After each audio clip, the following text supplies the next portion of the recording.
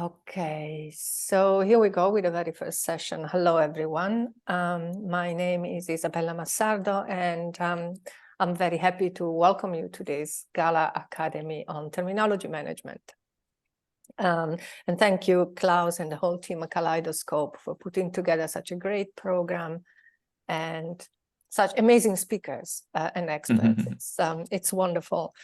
So here's a small checklist before we start. Make sure that you have your invitation to join Basecamp, to set up your Basecamp account, and feel free to log in and introduce yourselves. We have a big group, so we don't have time for introduction rounds. We would waste the whole hour. The Zoom link that you received is the same for all 3 sessions, so you should be all set. In Basecamp later on, you will find the slide deck and the link to the recording. Please keep in mind that we record this event just as a kind of a reminder or refresher for you guys, in case you need to have a look at something that was discussed during the sessions. But we're not going to publish it. We're not going to sell it. It's just for internal use. So please do not share the link to the recording with the rest of the world. A very important thing, during the general sessions, and most importantly, during the breakout rooms, we follow the so-called Chatham House rules. So anyone who attends the sessions is free to use the information from the discussion, but it is not allowed to reveal who made any particular comment. This is designed to increase openness of discussion and a safe environment for everyone, so that you can share as much or as little as you feel it's necessary or you feel comfortable with. Just another thing, next week, the US will switch to winter time, yes, but for us in Central Europe, it will still be summertime. So if you're in Central Europe, please keep an eye on your calendar. We'll start at 3 o'clock, not at 4. I will put a link to the time and date calendar just in case, so that you can check the time in your zone. And I think we've got everything. If you have technical difficulties, just send me a message in the chat and I'll help you troubleshoot. So Klaus and friends, over to you. Thank you, Isabella, for the intro. I'm just checking if I'm not muted, but I think I'm not. Otherwise, you'll tell me already. Yeah, so welcome to session number 1 on terminology management. Of course, I was super excited to be able to put this together because, as some of you know, terminology is one of my passions, and I did this together with my colleague Christian. And we're actually going to start by introducing ourselves, who we actually are. So, Christian, you're first. Yeah, thanks, Klaus.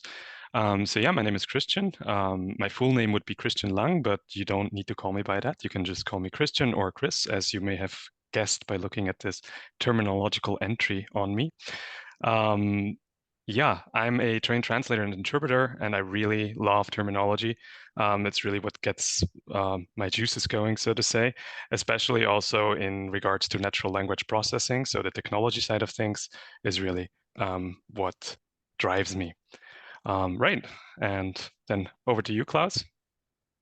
Yeah, same here. I also have a terminological entry, of course, about myself. So I'm Klaus. I'm founder and CEO of Kaleidoscope. I am a terminology aficionado, as I put here. I love being outdoor, as you can see from my profile picture. It was kind of chilly there, by the way. And yeah, creation date, created by, you see all the typical administrative information that you would want to have on an entry. And of course, my process status is still in progress. So a little bit of an introduction on this GALA Academy on Terminology. It was all mentioned already in the program, so this should not be new. But still, we tried to come up with a reasonable red thread. So we thought that today we're going to start looking at terminology and localization, which we assume most of you are dealing with, because after all, it's GALA, Localization Association. And in the next session, we're going to try to push terminology upstream a little bit, closer towards where actually everything comes from, to the source. of everything. That's what we mean with upstream.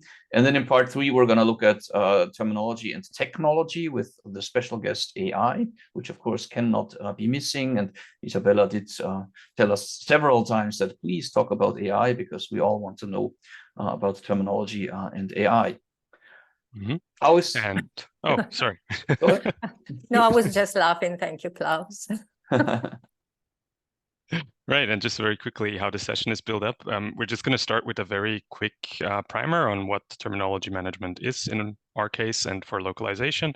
Then we'll head over to the expert input by BIK, Barbara Inge-Karsch, and then we'll have the panel discussion with the panelists you already see on video. And after that, we'll have a short breakout room session where you can then discuss different topics regarding the topics that we're touching on in the discussion and also in the expert input. Finally, we'll try to summarize what we've discussed in those breakout rooms. So the moderators will actually summarize what has been discussed in the breakout rooms, and we'll present that in a 10-minute session. Yeah. We will try to fit it all into the 10 minutes. Exactly. And today's topic is actually terminology and localization. So we'll focus on the localization part. And just a quick primer, as I mentioned, what is terminology and localization, and kind of generally, for us at least, so we want to all be on the same boat in this case. So terms in our sense of the word are basically important words for a particular company, organization, project, or product. In essence, in texts, so for localization especially, and they should be used consistently and in a correct way by the authors and translators. So even the authors of the source language should already consider terminology as important. It ensures that our texts are clear and understandable. That means that the communication is clear and understandable. And also it helps us with automated checks with tools, for example, when we have a terminology database in the background that actually contains all of those important words. But terminology really isn't just about words. It's a bit about more. So maybe Klaus, you want to talk about that? Sure. Yeah. It's we when we talk about terminology, we also talk about concepts, or we should theoretically talk about concept. Because of course language is complicated. There are simply complexities around words. They can have different meanings. You've probably all heard the term synonym, homonym, or just different usages. For example, you would use one word in one, let's say, geographical region, or in one division of your company, or for one particular product range, etc. So for that, we need to be a little bit more sophisticated than simply having lists of words. We want to have concepts. Also, if we want to do, let's say, multilingual terminology, it helps to be clarifying what we're actually talking about, because otherwise it's really difficult to come up with the target language or any foreign language terminology. And ideally, as I put here, these concepts should be clarified upstream. So essentially, in an ideal world, the minute a company invents something new, a new feature for their software or a new product or whatever, that would be the right place where we can already define this concept. So what is this thing and what are we going to call that? That's basically the idea of a concept. So for example, we have a customer who builds motorcycles, and in the back, this is the back wheel. They have this little thing here where the arrow points. And at that company, before they introduced terminology management, when you ask somebody, what is this thing, you would get something like that. So depending on who you talk to, it would be anything from the 2-pot brake caliper to the, I don't know, floating brake caliper. At least brake caliper is the same here, but then there is also the brake saddle. And that basically is the reality when we look at companies. And what do we do about that, Christian? Yeah, just like Klaus said, we're going to form a concept around those terms. So the terms actually stand for a particular concept in the real world. We have that image here. You can define a definition for this. So you'll write what exactly is this thing about in the real world. And then we'll have, of course, so-called terms, right? Labels for those concepts that we want to use in our particular case. So we'll have it in English, but we'll also have it in different languages. And as you may recognize, we will also collect the forbidden or deprecated terms that we don't want to use anymore, because those can help us to find errors inside of our texts, for example. So this is an important use case of a term base to then check for terminology. And I already said the word term base. We want to store those concepts inside of a term base. A term base is essentially a structured database for terminology. And you can see here in the middle, this is like a regular maybe list of words, but inside of a concept, right? So it's a list of terms that go with that concept. But also we can go and create something like a taxonomy. So we can put some structure into our data and have maybe overarching concepts and then have the underlying concepts all collected inside of that overarching concept. It's also possible to go even a step further and create something like concept maps to maybe have non-hierarchical relations. In this case, it's still hierarchical relations, but all sorts of relations depicted by a concept map or a knowledge graph, as it's also often called. Yeah, and that all sounds good. But in reality, what we see is people tell us there's no time. I have to start translating. I can't do terminology research. Julian is already laughing. There are no resources. Nobody knows how to do it. It's also, when it comes into localization, oftentimes we hear, well, it's already too late because people are already using the wrong terms in the source language. So there's lack of awareness upstream. It's also very complicated because, of course, if you have 60 target languages, you have hundreds of vendors probably. And that very often is why Excel still prevails. So what we want to find out from our expert today, from Barbara, is how can you then manage that? And yeah, with this, Barbara, welcome on the stage. Thank you for joining us. And I think you want to take over the screen, right? Yes, I do. And I mostly want to say good morning to those of us who are in the Pacific time zone where it's still really early. So as I'm switching to share, let's see. Yeah, I can see Washington. Yeah, what is that, Olympic Peninsula? That's right. It is the Hood Canal, but that's not what I wanted. So let me go ahead. It actually switched on me. So let's see. That's this good. Should look better. Yeah. Okay. Good. Well, let's see. Okay. Let me go back to see you all.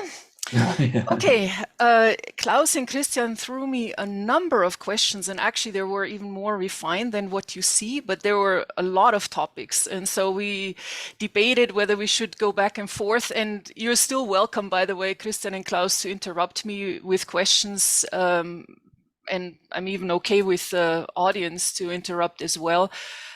Since I saw you gave me 25 minutes and not just 15 or 20 as we had discussed.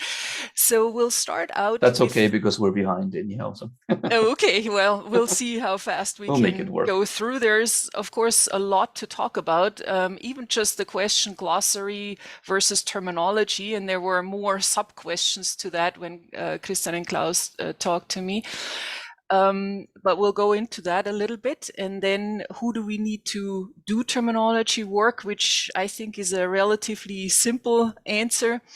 How do we bring them together is a little bit more involved. And then how can LSPs help? And I kept that relatively short because when I looked at you as a group, many of you actually work with organizations and not as many work with LSPs.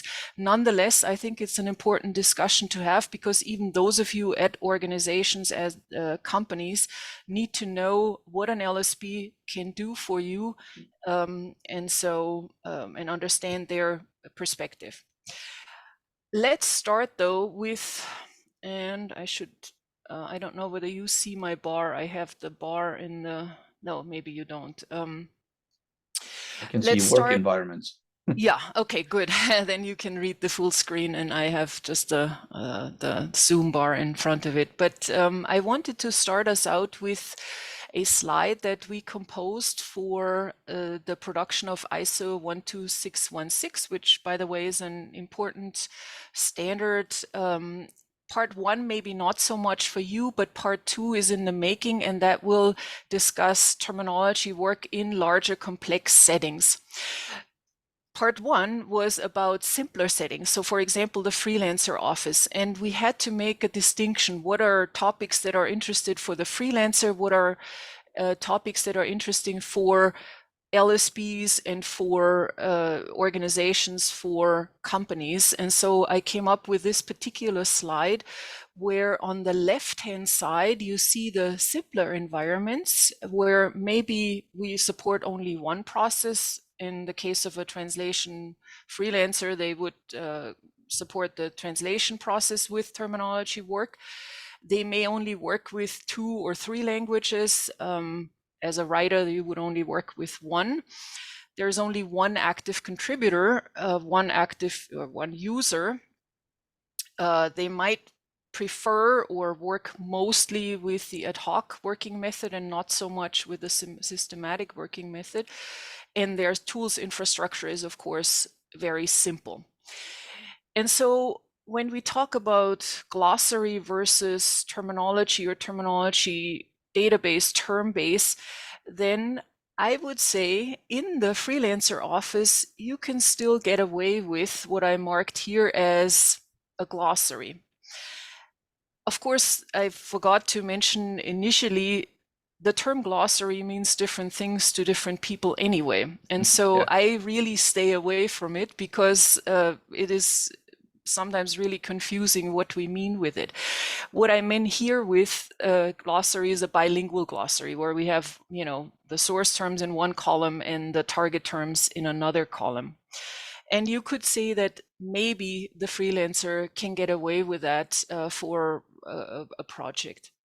But when we come to the more complex environments where we have complex infrastructures and mostly where we want to support multiple processes and not just the translation process, we might, as Klaus already indicated, next week you'll talk more about the upstream process. If we want to support controlled language authoring, then to have a more complex term base that covers more data categories rather than just the source language and the target language terms is necessary.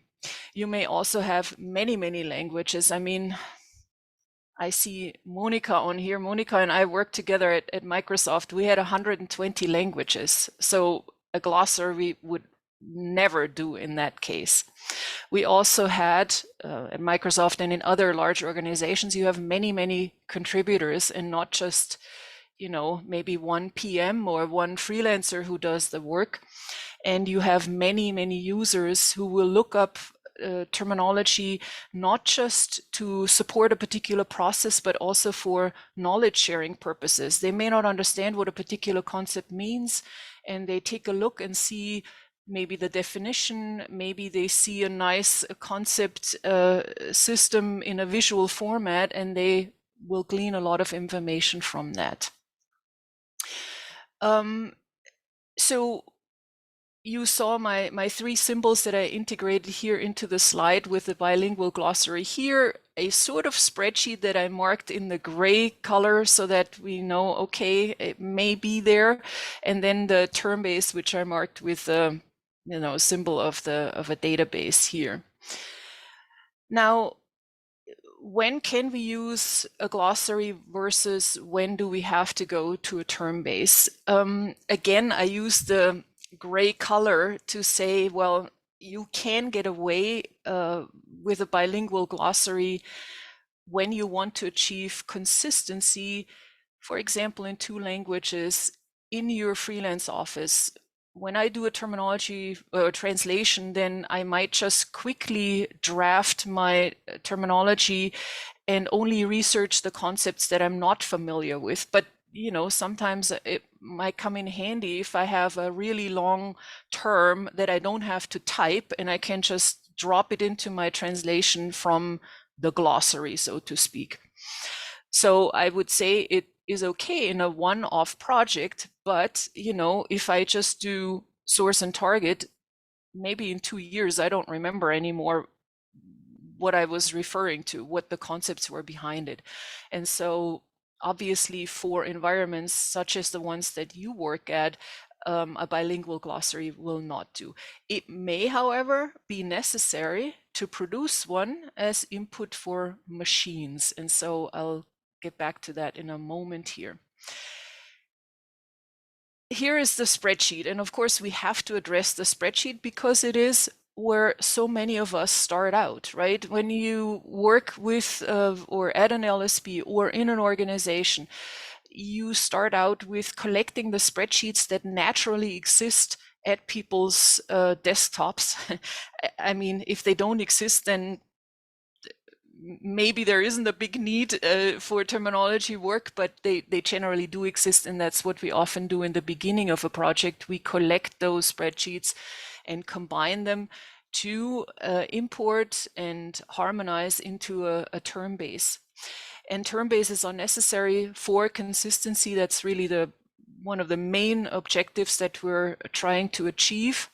But also, as I mentioned, for knowledge transfer, they're necessary for long-term projects because you can document much more than just the source term and the target term. And you cannot achieve corporate language with just a bilingual glossary.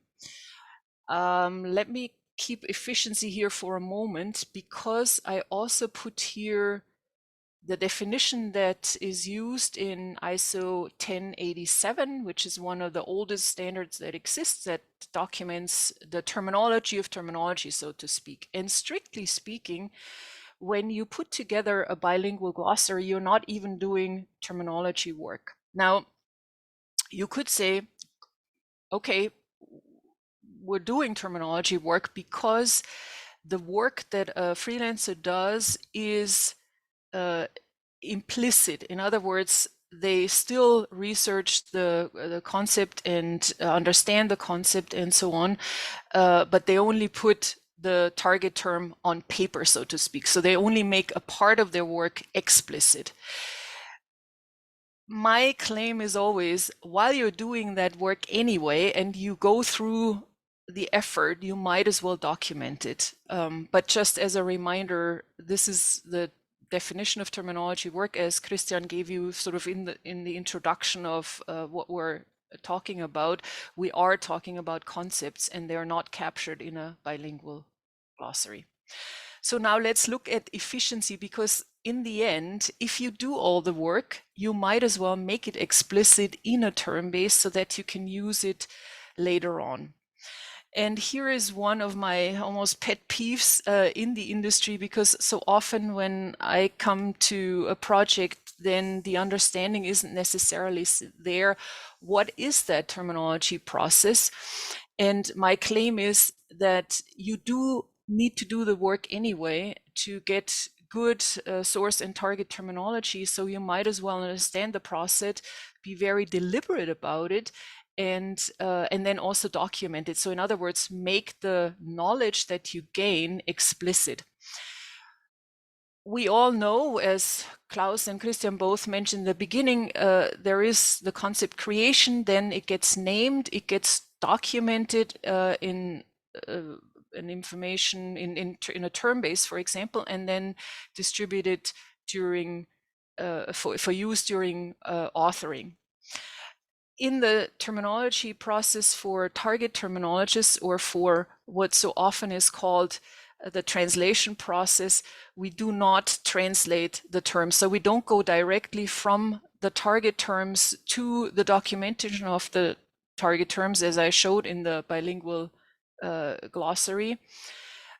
Rather, we need to, as target terminologists, understand the concept and the source term initially. So we really have to study that, and that's why we have the definition in the entry, or at least a context.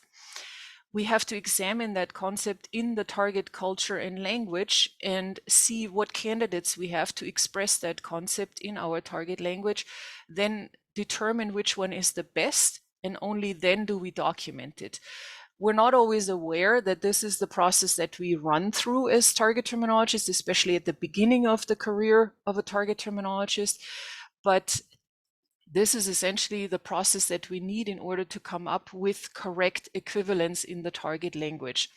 And that is one thing that gets often lost when even my clients outsource target terminology through a vendor. And so I thought I'd use the opportunity to bring that in here because it is actually the more efficient process. Otherwise, you have to go back and fix things, you have to ask questions, and so on. So with that, who do we need for that? And you see already my answer. You need really everyone, right? Everyone in a company communicates, and therefore they all need to use the same terminology, the same language, the corporate language, so that we don't miss out on branding opportunities, so that we're clear in our communication. We want them to use approved terminology. We want them, or we need them, to answer concept-related questions. Of course, not everybody has the answers, so there are particular subject matter experts that we definitely need.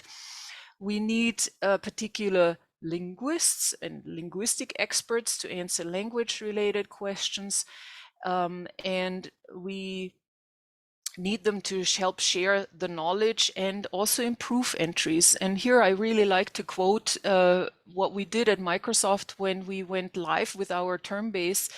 It took only 3 weeks before the first lawyer had accessed it. It was accessible throughout the company and provided feedback to us.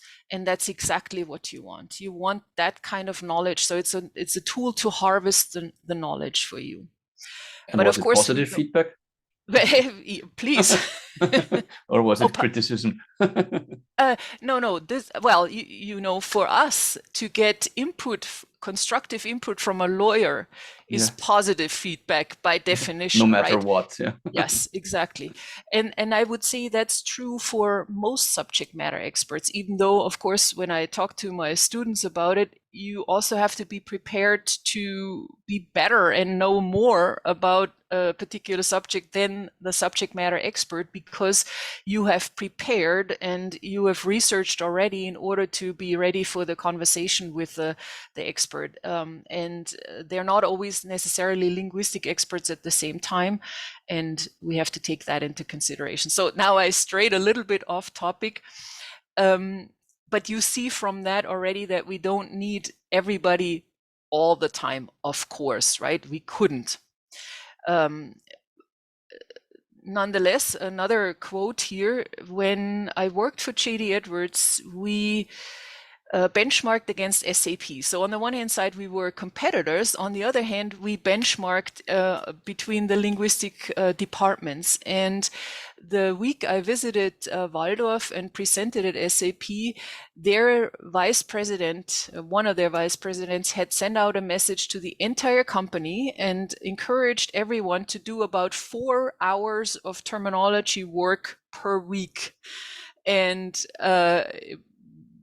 I was, of course, super pleased, and so was Mark Childress, my counterpart there, because that's really support from the highest level and the best way you can imagine as a terminologist. We don't always get that when we work in companies. I mean, most of you probably know that, but that's why I like to bring that up, that some companies definitely emphasize that it is everybody's work to be conscious of terminology and also support the terminology process.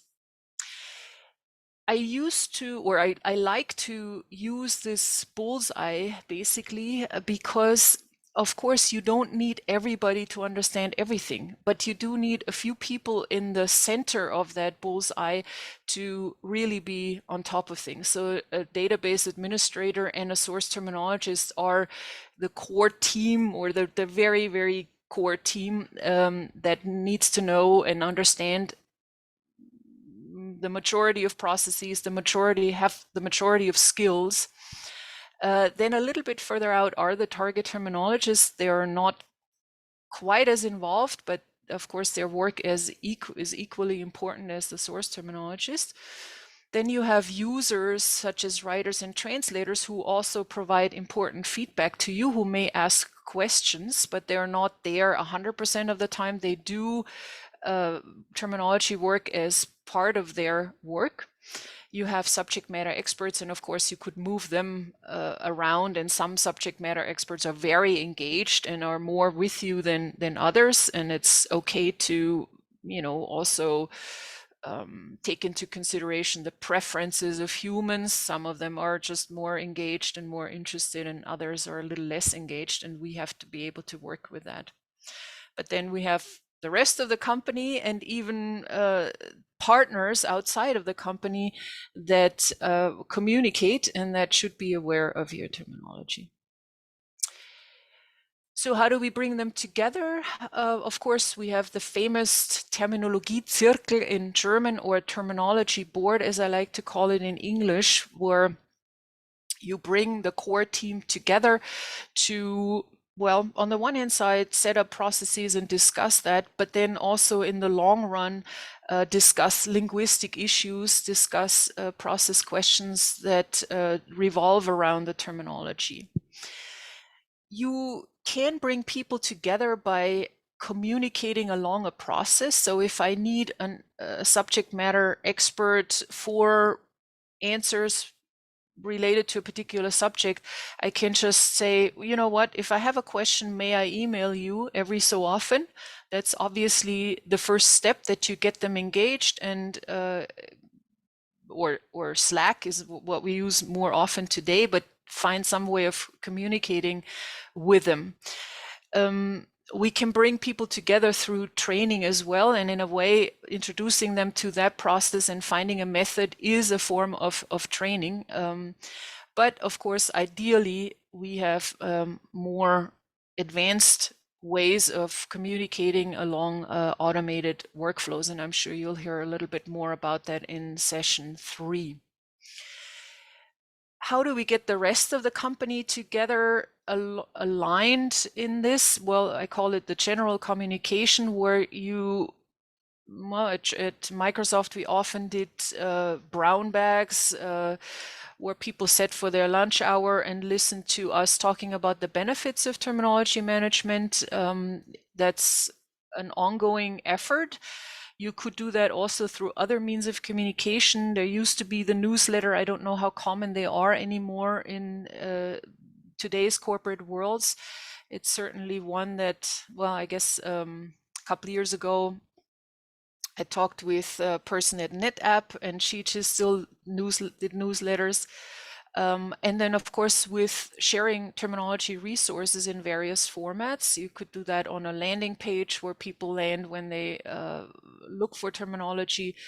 And you can also use games or quizzes to bring people together. And now, last but not least, how can LSPs help? Of course, it's sometimes quite challenging to be outside of the company and then assist somebody in the corporate world. And ideally, you have somebody in a company, in an organization, who is in charge of terminology work and really drives it, because you're just closer to all the things that are going on in a company. In my observation, though, it would already help if more people at LSPs had terminology skills and process knowledge. So I think this would be my recommendation as a starting point. And those of you who are here are, of course, already well on their way to acquiring the skills, and many of you, as I know, have them. But I think we could definitely stand more and broader skill sets across LSPs, and those of you who have them, I think that's actually really an advantage in the marketplace, because they are so sorely missing in my experience. Once you have those skills as a person at an LSP, you can also point out in a process that you're working with, let's say you're serving a customer with translation needs, you can point out when you realize, oh, here is an issue that is due to terminology lacking, or we could really have or we need a terminology, we need at a minimum that bilingual glossary.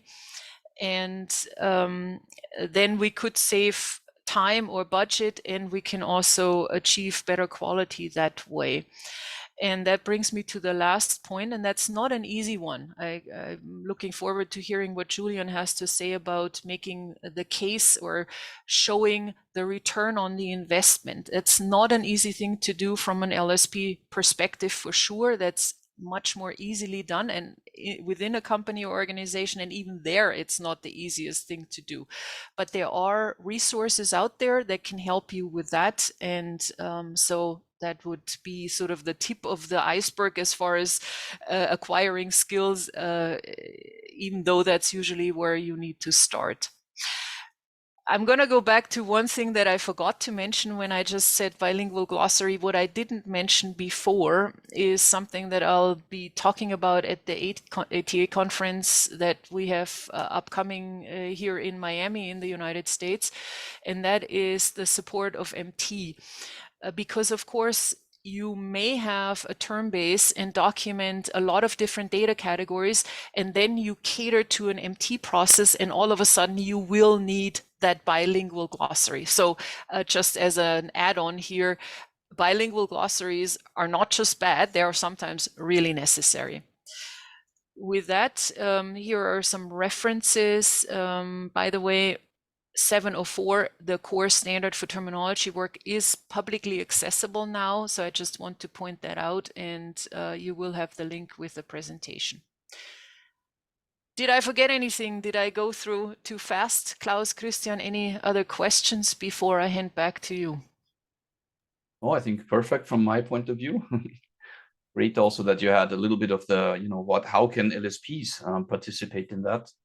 Because that is exactly going to be the topic of the panel that we're having. Oh, good. Okay. Yes.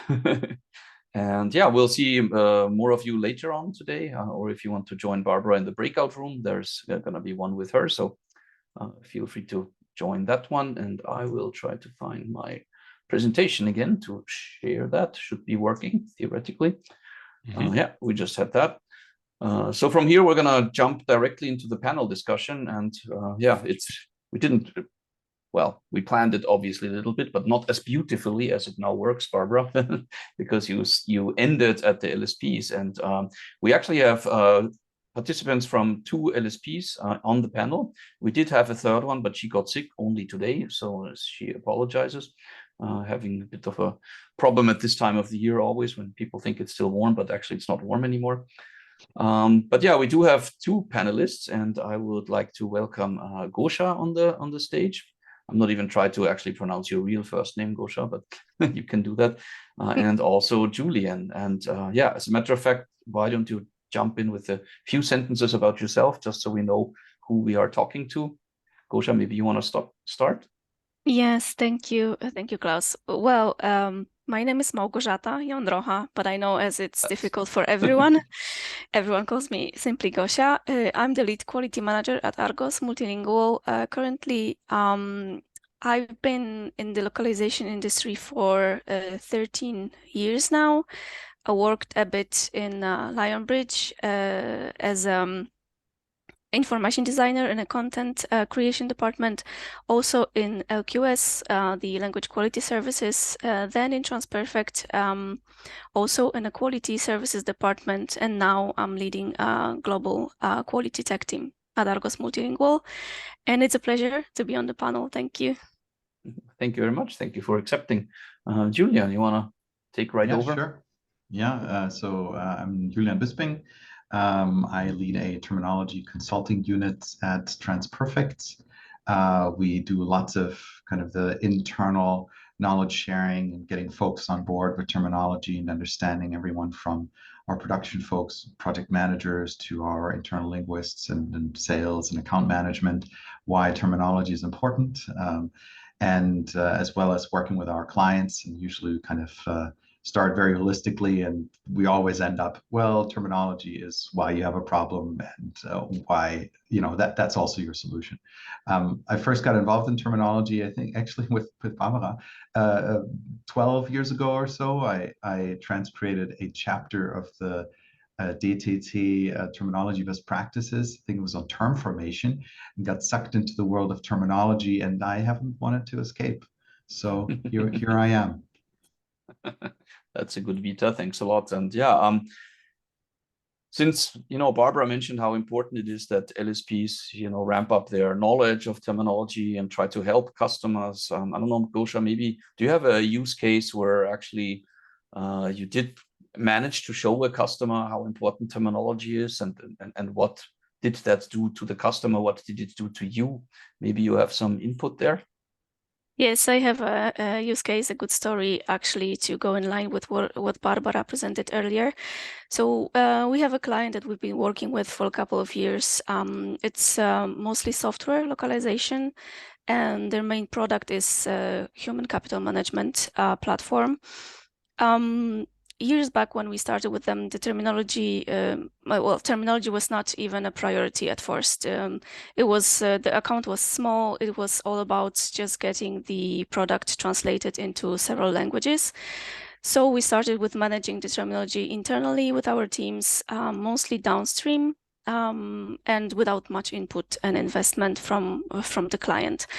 So it started to grow, and of course, as it grew, we started to have many problems because the client started selling their product on many more markets. The scope of the translation increased, and we started to receive a lot of contradictory feedback from different end users, different end customers. They wanted different translations for different terms, UI, strings, and these changed from one release to another, and those changes were dictated purely by end user preference.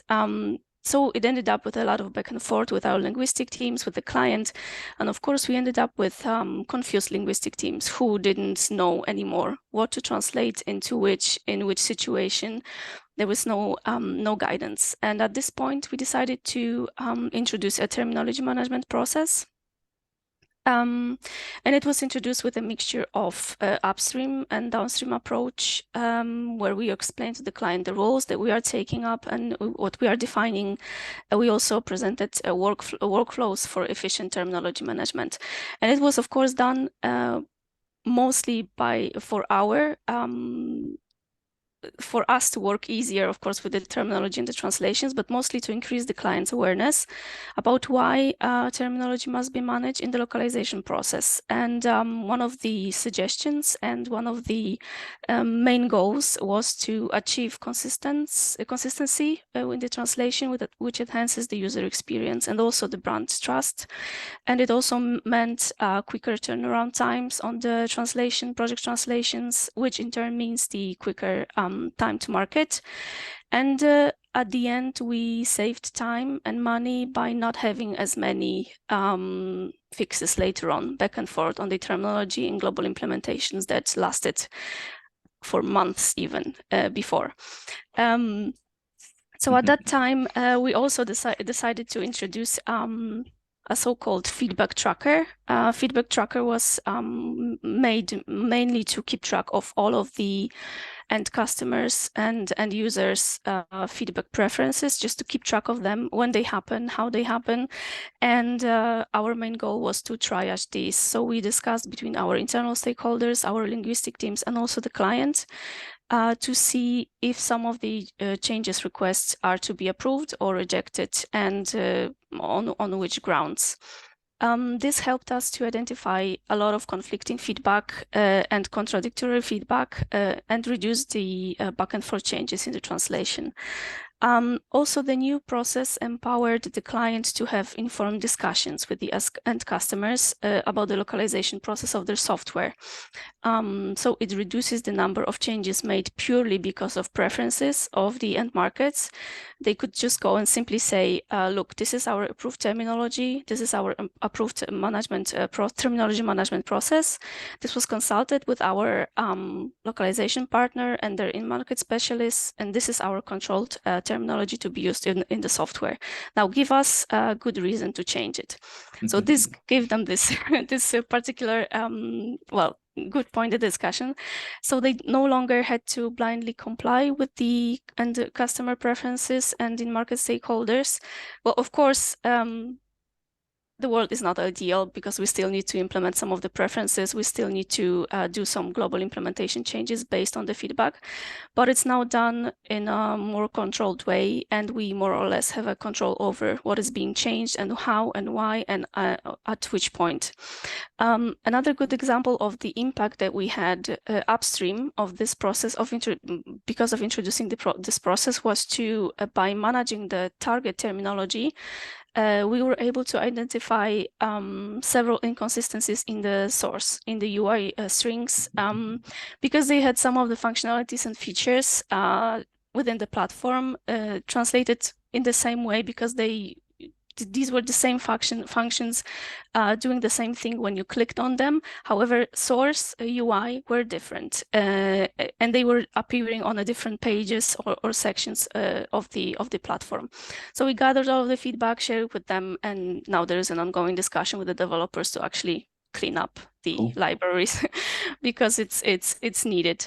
And once the client acknowledged the importance of managing terminology, they appointed a localization quality stakeholder on their end internally, and now the person helps us to coordinate these discussions and also helps us get the approvals from the internal subject matter experts or stakeholders that could provide solid feedback. So this is the story, more or less success story. We have bumps on the road, of course, and there's still some back and forth, but as I mentioned, it's easier now to discuss those changes with the client.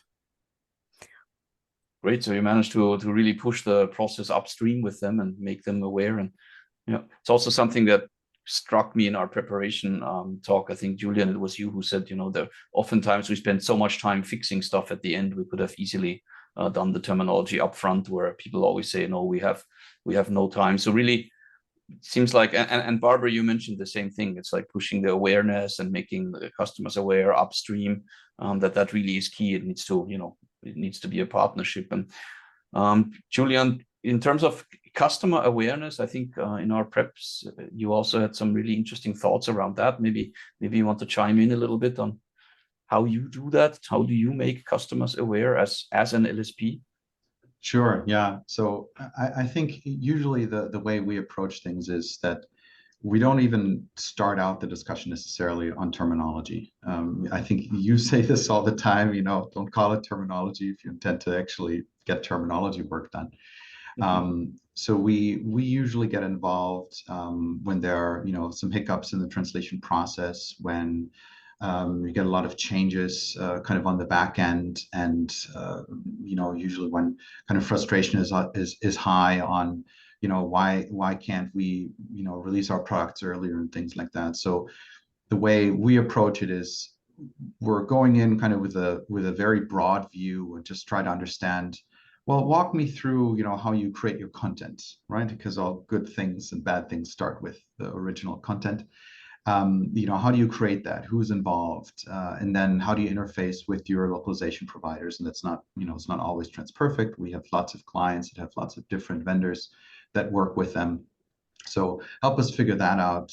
So we ask lots of questions around the process, the people, the technology that's involved, and sooner or later we kind of stumble upon places where, we, I think, can identify that looks like a terminology problem.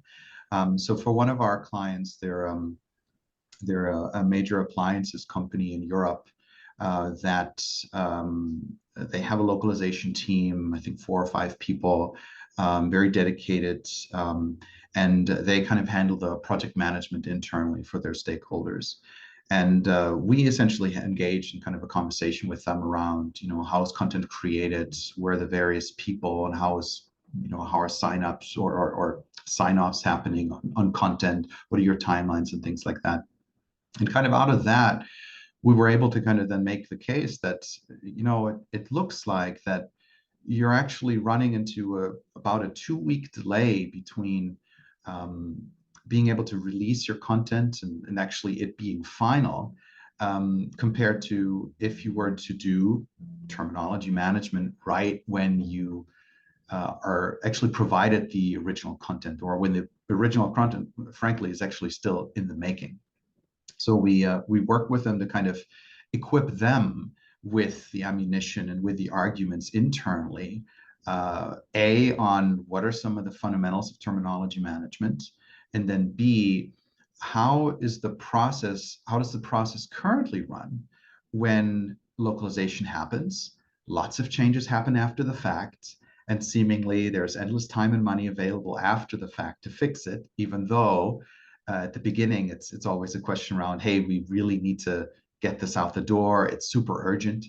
And so we were able to kind of help them figure out that, and we essentially wrote a report with them where we were able to kind of point out, this is the amount of time that you could save, this is the amount of money you could save if you brought terminology management or terminology work into the process much, much earlier, even while content was authored. And we were only able to do that because we didn't look at it from a purely localization perspective, purely target oriented, but of course that helped then the localization and the translation process. So they're now equipped and they can take this report and wave it into people's faces and say, look, we were able to save 2 weeks, in the overall localization and publication timeline, and we're able to save money. So now they're essentially working with, I think, one, maybe 2 groups that are particularly interested, that had this kind of native interest in terminology and figured out that, yeah, we're not getting this right. Why is that?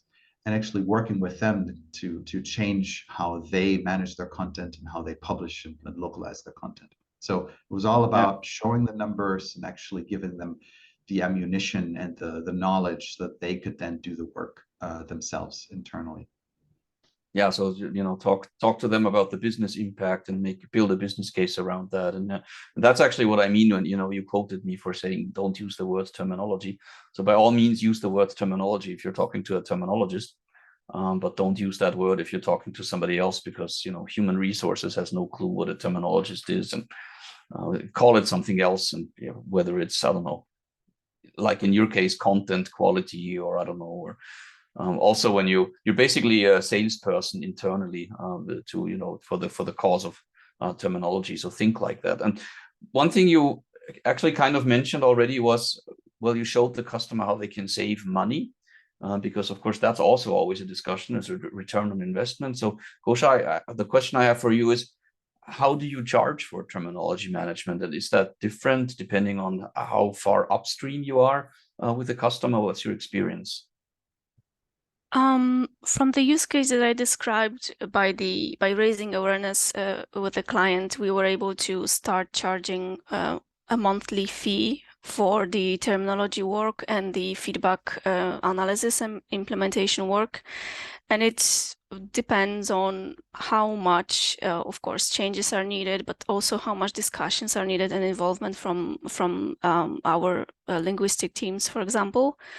But it's usually, from what I remember, was able to see, it's an hourly basis, because it's very difficult to set up the productivity on the terminology work. Of course, for example, the automated mining, this is like an objective number. You can do it in a X amount of time, but then all the research, discussions, and checking with different stakeholders takes time. So this is done by hour later on. And on your side, Julian, what kind of metrics do you have around? Yeah, we're actually working on kind of, this is an internal. Oh, I'm sorry. I think I just had an audio outage. Can you still hear me? Yes, you're back. Okay, perfect. Sorry about that. So the way we approach this, and we've kind of noticed internally, we have a lot of different production groups that are all over the world. And we noticed that everybody's using different metrics on when it comes to terminology, but also everybody meant different things when they said, oh, we're doing terminology mining, or we're doing, term-based creation, etc. So what we started with we have kind of this internal group, the Terminology Exchange. What we started was essentially a global collection effort of what are all of the different tasks that have to happen on a terminology basis. Be that term creation, or I need to write a definition, or I need to translate 10 technical terms, and those kinds of things. Defined the tasks, came up with a metric, and often we had something to start with, And now we're actually tracking and tracking and vetting against those metrics so that we can actually say with much more confidence, it should take this long or that long, right? Because otherwise it just makes it really difficult. And the other approach, I mean, this is the metric side, and then the other approach that we take, so we actually manage the terminology as kind of a managed service for some of our clients, where we kind of based on an audit initially of what is the term base like, what kind of translation volume, how frequently is terminology leveraged, what type of terminology is leveraged most frequently, and a whole host of other things. We essentially come up with and this is then close coordination with the person who owns the localization budget, or someone usually not in localization who owns the money. That's usually the challenge that a lot of our clients face, to come up with kind of a terminology work fund, and then a retainer for any kind of consultation, or even kind of sometimes a kind of a monthly number of hours where our terminologist then works on behalf of that client, right? And then we kind of coordinate and come up with a bigger strategic plan. Where do we want to go? Try to get information around, well, what are your priorities in Q4, Q1 next year? Where do we need to be prepared with terminology, and then work based on that? And that's usually a retainer where we kind of agree upon something initially, and then we apply the metrics that we're working on standardizing. But yeah, it's certainly a challenge to kind of determine exactly, how long will this take? But the big part usually is to even get that budget in the first place, right? And then what I mentioned earlier with our major appliances client, being able to arm them internally so that they can then make the business case is absolutely pivotal. Otherwise, this is dead in the water. Yeah. That's interesting. Thanks. Yeah, there's many ways of actually charging for terminology, and many different things that you can do around that. And actually, Christian, I'm going to bring you in because we're missing one panelist. So maybe you can talk also a little bit. This is not planned, but maybe you can talk a little bit from your experience, because you do a lot of terminology projects for our customers. Like what are the kind of metrics that you use sometimes, or that our customers use? How do they outsource terminology, or what maybe parts of the terminology work are outsourced to us? What do you see there a lot? Mm-hmm. Yeah, I can't say much for the sales part of thing, because I'm mostly for the technical ways on when we decide when to push out terminology. But it's very often the case that terminology, for example, is maintained on a project basis. So you may have a new product launch inside of the company, and then basically the whole bunch of new terms that were defined in the source languages will then be transferred over to the LSP for translation. And I believe it's often the case. Now, again, I'm not in the sales department, so I'm not sure how it is in the end contracted, but usually it's on a term by term basis. So you have a certain amount of terms that are being translated, and you would then basically have the terms as how many terms are being translated as the amount of money that has to be paid to the LSP to deal with that research and translation of the terms. What often also triggers retranslation, for example, is that when during a translation, as was already pointed out by Gosia, a lot of inconsistencies are found. And in those cases, perhaps the clients tend to translate parts of the terminology, or ask for feedback from the translators. And in this case, also there has to be some kind of way to find an agreement between the customer and the LSP, of course, because it is in a way work that we all know. Terminology is not for free, but you do it anyway, even if you don't manage it. So in a way, that's the two major cases that I've observed in my with my customers. Others are really very localization specific, where essentially they really only do the source terms and do this on a how do you say it? It's really weekly basis, where you just send out a set amount of terms every week. and these are to be translated, and it's kind of like a flat rate on the LSP side. But again, the contractual facts, I don't really know them. That's sure from the sales side, yeah. Yeah. Thanks anyhow, and that brings me to the topic. I'm going to take a few more minutes because we're running like 5 minutes behind from the beginning, which brings me a little bit into the supply chain question. And goes again in our prep talks. You were talking about that as well, because of course, you know, as an LSP, if you do 30 target languages, you have quite the supply chain there to manage. And what are some of the things that you see there? And do you agree with Barbara that, you know, training and upskilling is an important thing? Yes, definitely. Well, the most important thing when localizing into the 30 languages is to find the so-called language leads or the target terminologists who will be willing to put the work in and do the research and make sure that the terminology in target translations is going to be well, consistent and of course up to standard. And it's always a challenge because not always and not in all of the targets translators are willing to do the work. They usually would like to focus on translation itself or revision and not necessarily do the terminology work. So once we find and identify the person that is willing to do it, it's well, we will do all that we can to train, to share with them the best practices, and to support the person along the way, because this is a very close relationship then with us, especially with the quality team, as I'm in the quality team. So especially the discussions between the target terminologists and the quality team are sometimes endless, and the coordination is very important. So yeah, training, but it's, as I mentioned, not easy to find the right resources. Yeah, that's true. And I mean, this is also a little bit geographic, I think, because I mean, there are countries where terminology just is a thing, like in our Germanic, Barbara is nodding, in our Germanic world, terminology is a thing. Whereas there are other cultures. I mean, there are countries where there isn't even a translator training available because there is no university that has a course. And, you know, if you have no trained translators, how do you expect there to be trained terminologists?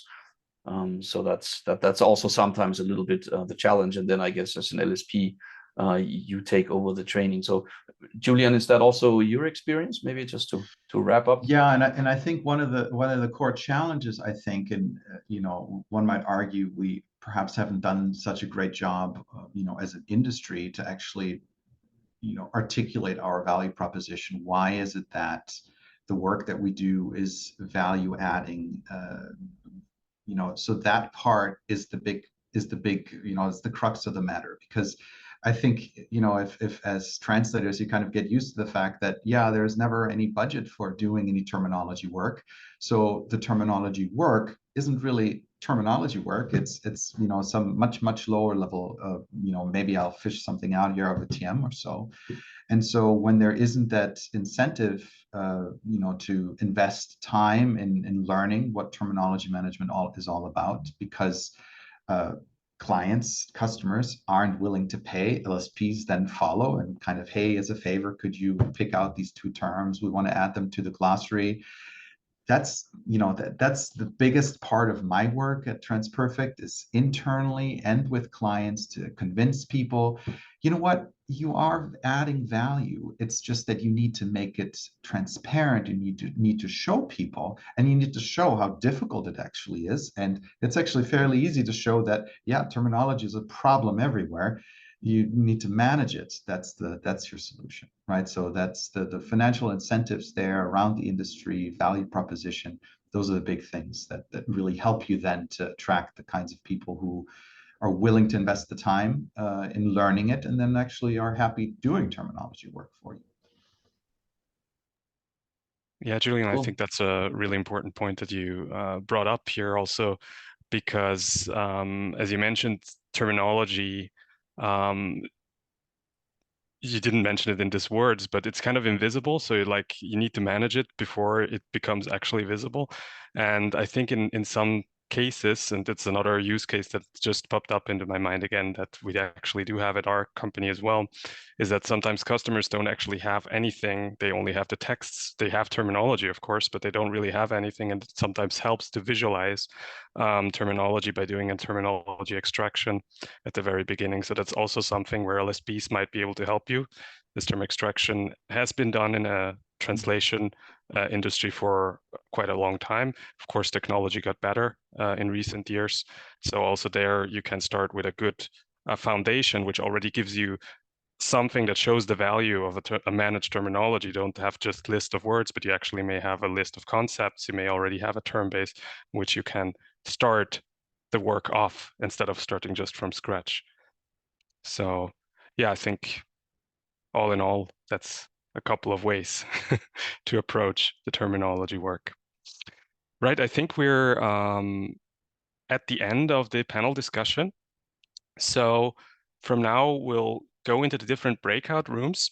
As you can see here, the different breakout rooms have both a moderator assigned to them and also a topic.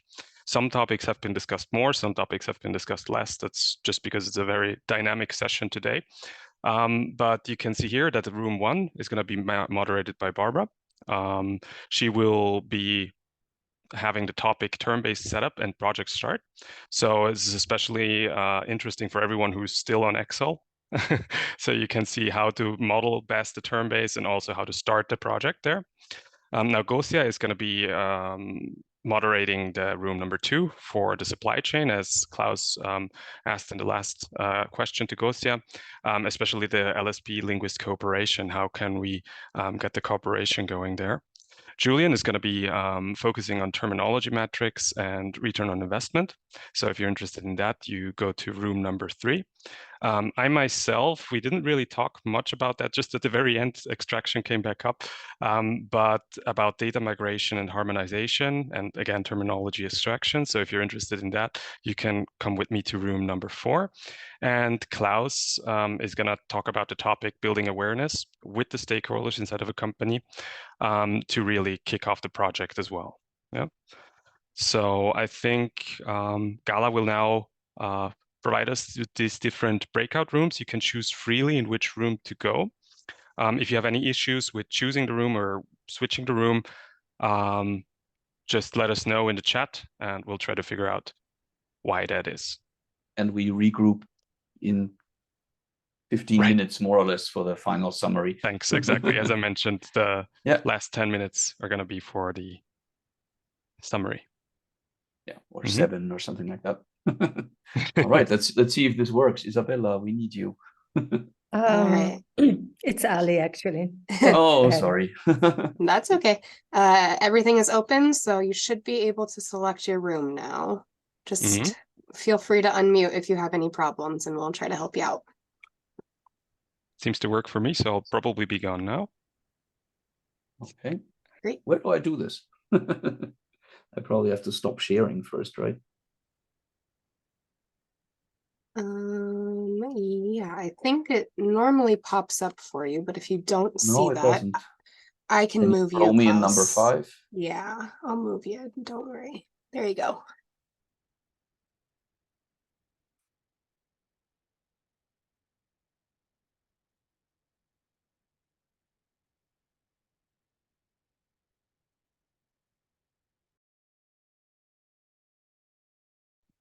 Hi, Ali. I'm not seeing anywhere to pick a room. Okay. Where do I need to go? Hey there. Oh, wait, I think I just found it under more, join breakout room. Oh, perfect. Yep. And if not, Okay. let me know where you want to go and I can move you. Okay, I think I've got it. If anyone else is having the same problems, under the 3 dots, more. Thank you, because I see something a little different, so it's always a little iffy.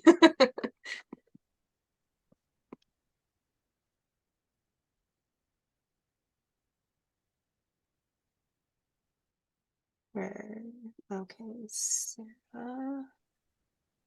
Sarah, moving you to room 1 with Barbara. There you go. And oops, you left.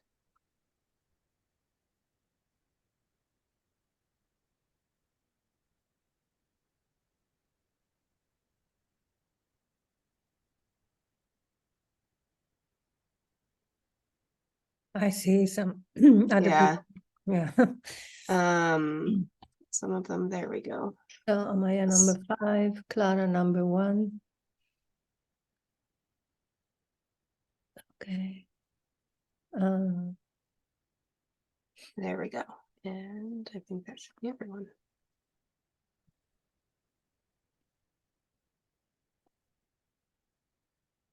Yay. Whew. It's always stressful. Some of the messages, the room, when they were messaging, it was getting blocked by a little pop-up. So I was trying to. I think they said 15 minutes. Yeah, I did it for 14. So then it gives the 60 minutes. So perfect. Excellent. Thank you. Yeah, I had already changed it and I was going to ask him when he kept saying we're about 5 minutes behind. So worked out.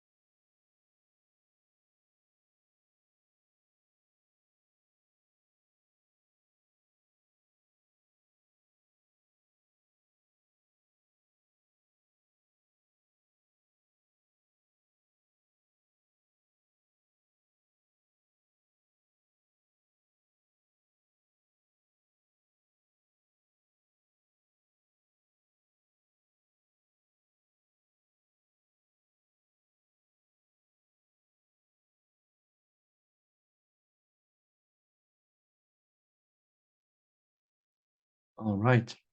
It worked, Ellie. Thank you. At least for me. Perfect. You know if everybody is back, or are we still waiting? Yep, everyone should be back. Everyone should be back. So then share my screen. Where can I share my screen now? Here.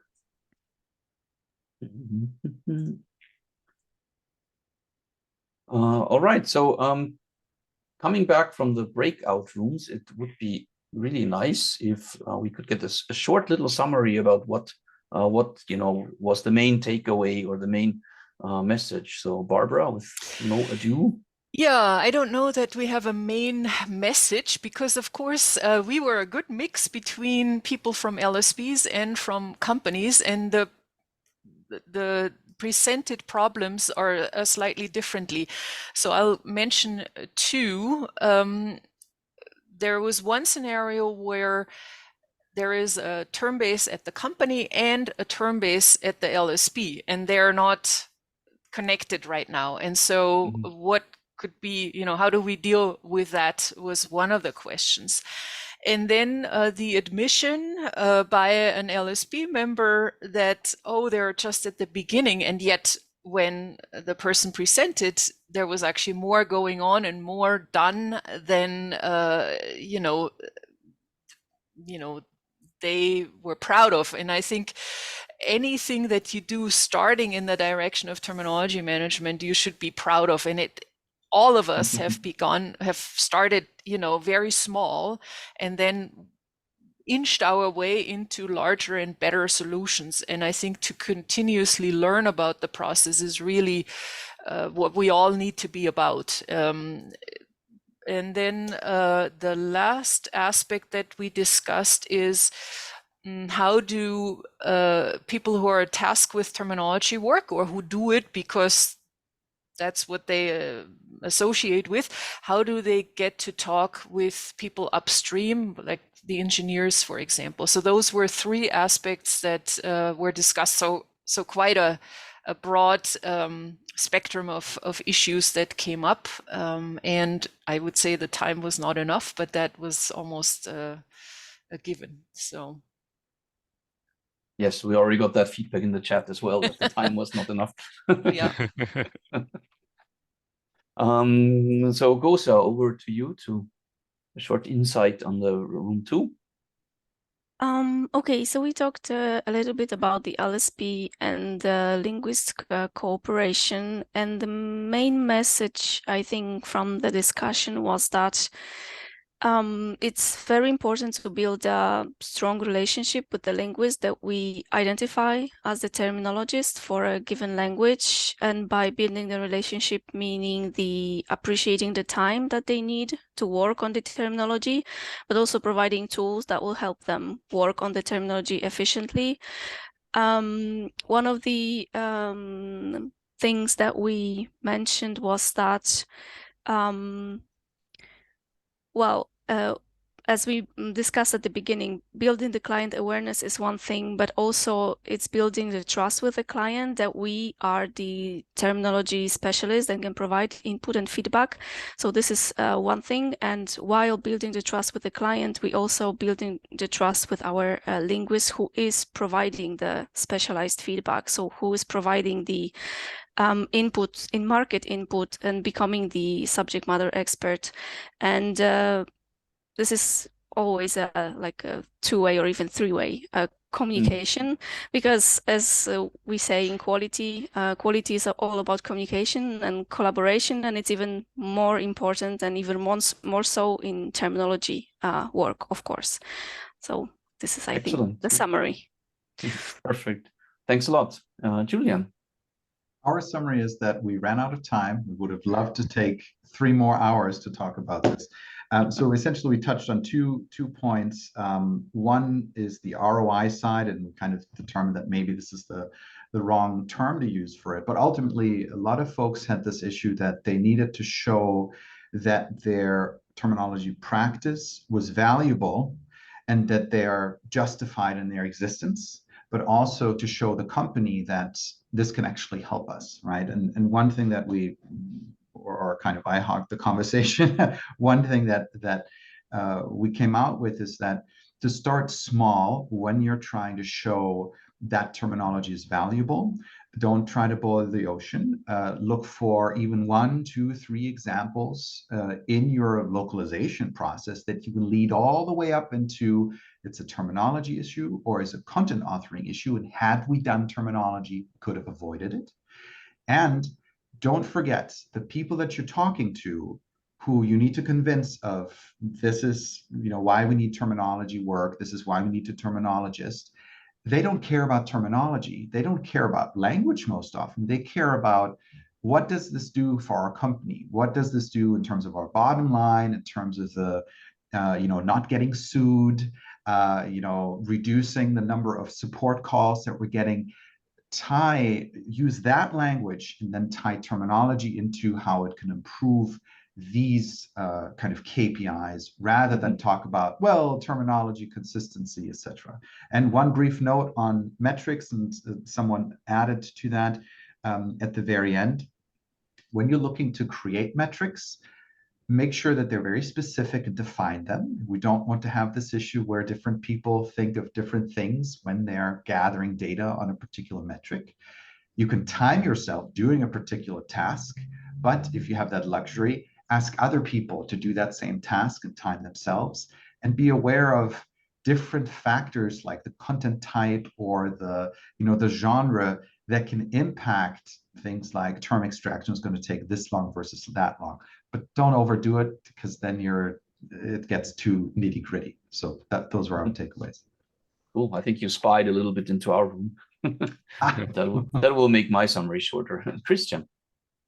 Yeah, out of the 3 topics, so data migration, harmonization, and extraction, we really only talked about extraction because that was one of the first questions that came up.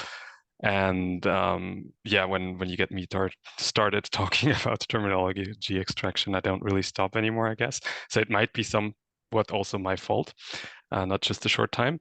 But yeah, we asked the question if classical terminology extraction, for example, frequency-based, is still the only really approach that we have to do terminology extraction, and we came to the conclusion that no, there are several advances also in terminology extraction,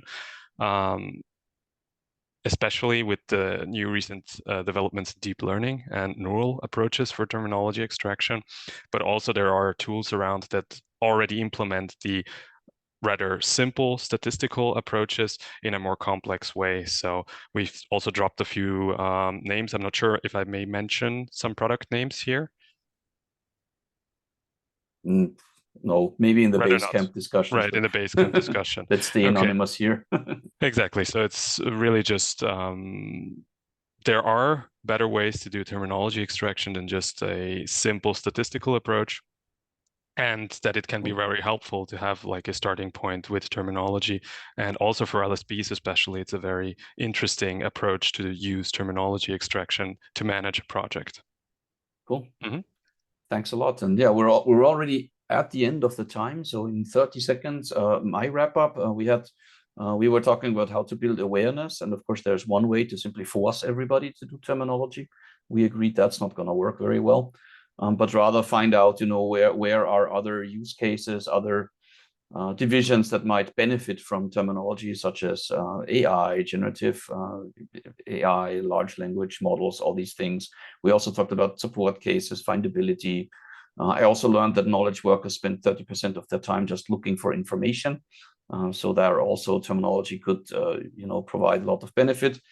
And at the end of the day, we said, well, as I always say, don't use your own terminology when you talk about terminology, but use the other people's terminology. And yeah, with that, just a little bit of housekeeping. We are going to put together a summary of the notes, and we are going to put that on Basecamp together with the slides from today. I personally have no idea how Basecamp works, but I'm sure we'll all figure it out because we know a lot of these tools. If you send, Klaus, if you send the slide deck to us, we'll upload it. I'm sure. Yeah. Yeah, so let's keep the discussion going during the week on Basecamp, and we'll see each other next Monday. I'm not sure same time or not. We'll find 7 out how a.m. this is. 7 a.m. for those in Pacific time, and for us in Central Europe, 3 p.m. I'll 3 put a p.m., link okay. to the time and world clock so that everyone can check. Yeah, that's it for All me. right. With that, thanks a lot for attending. I hope you enjoyed it. And if so, please come again next week. Bye. Bye, everyone. Thanks. Thank you. Bye. Thank you. Bye-bye. Dankjewel. Bye.